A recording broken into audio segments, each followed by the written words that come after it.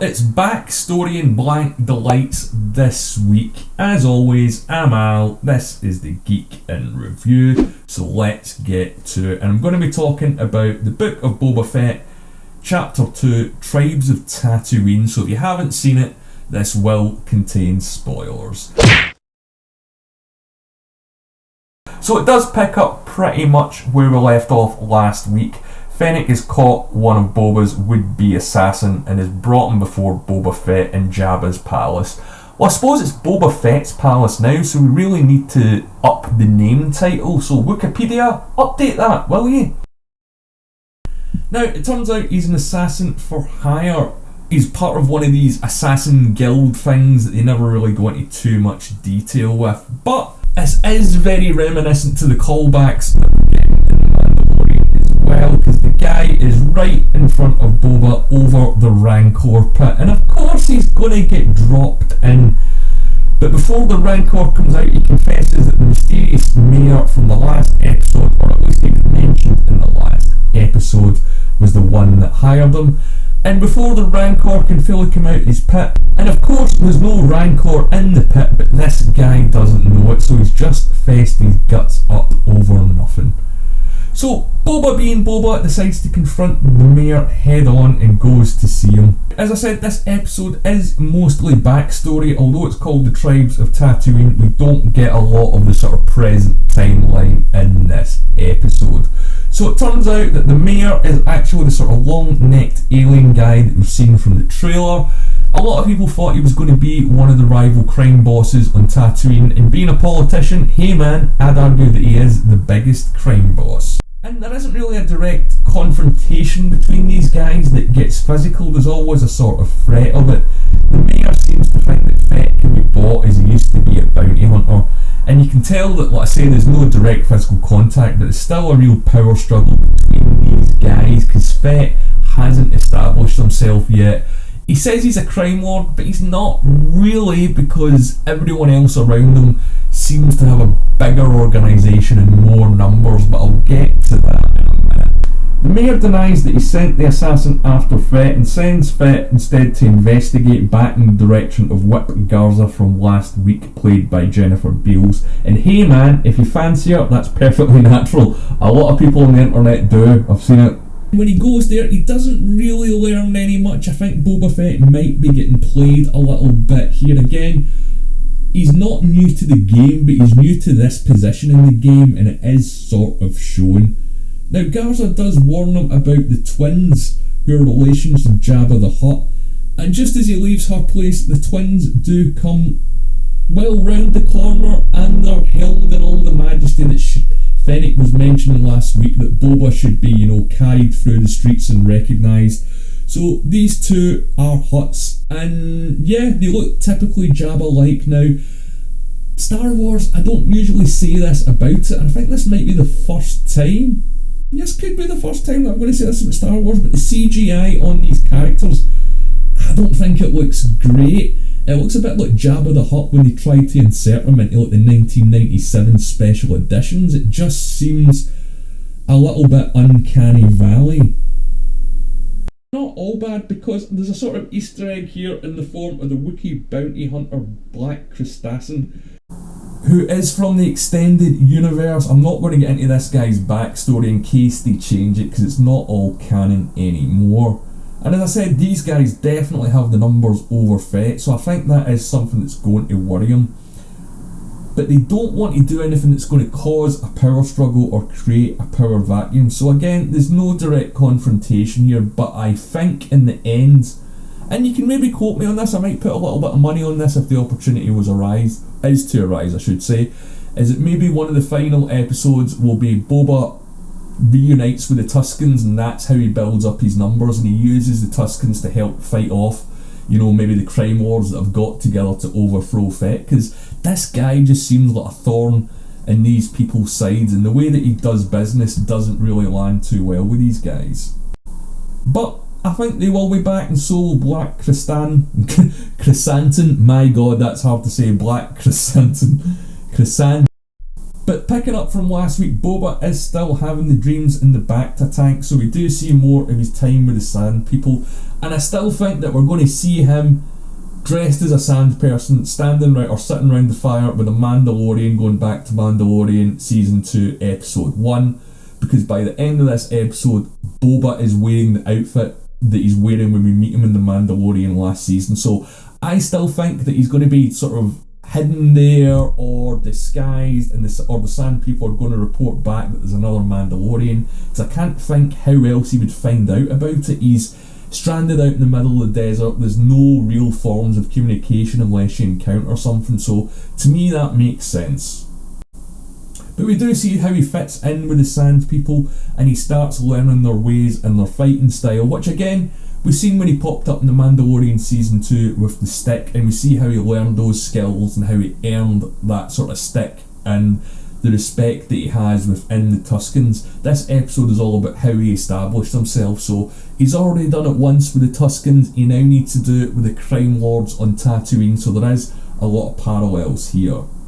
So it turns out the Tuskens are having some problems with a sort of train that's going through the desert, and although it's a train, the Tuskens are trying to attack it, and they keep sort of getting bested and beaten by the people on the train. So Boba decides to go and investigate and settle a few scores. Now, he goes to a bar and takes out pretty much everyone there. We see some more classic Fett badassery, and that's the kind of thing that we've been hoping for from this season. And this scene really reminded me of the bit in Terminator 2 when Arnie arrives in the past and goes to the bar and beats up all the bikers and takes their bike. Because after Boba's kicked ass, he takes these guys' speeders and takes it back to the Tuskens.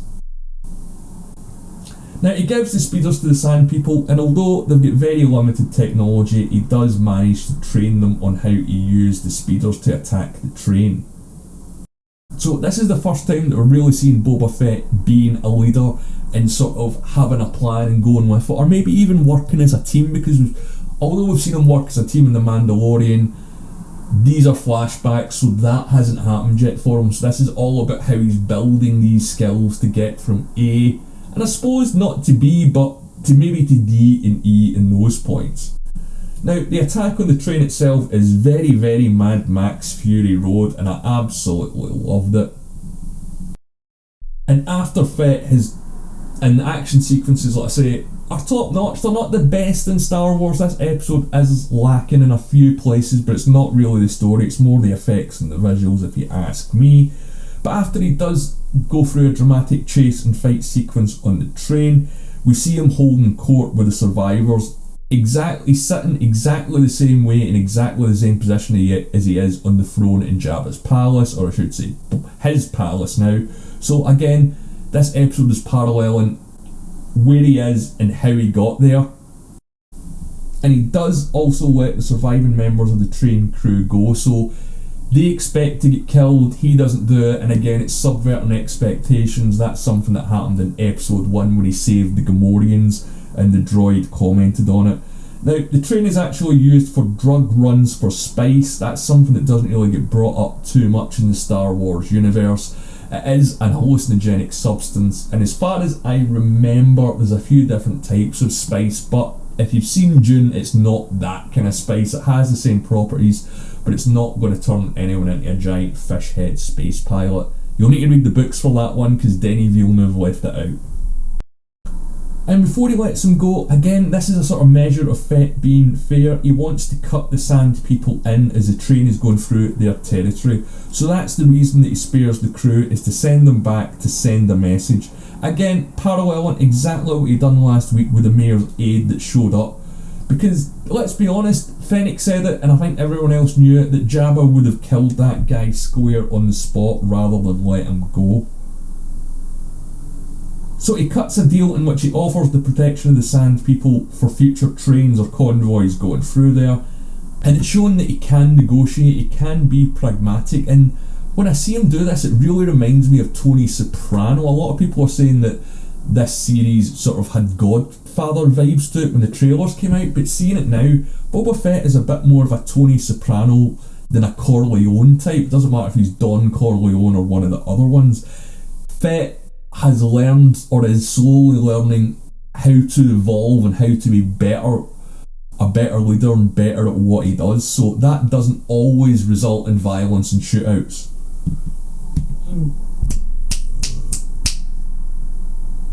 And it seems that he is a bit of a mentor to the Sand People more than a leader. He's helping them evolve. He's giving them some basic technology and skills, and his reward for that is an LSD trip. I'm not kidding. They give him a lizard that crawls. I'm laughing when I say this, but they're giving him a lizard that crawls up his nose. So we're watching a flashback, so it's a dream within a dream, which is Inception, I would suppose, kind of thing. And it is very trippy. It's sort of like a vision quest / walkabout kind of thing.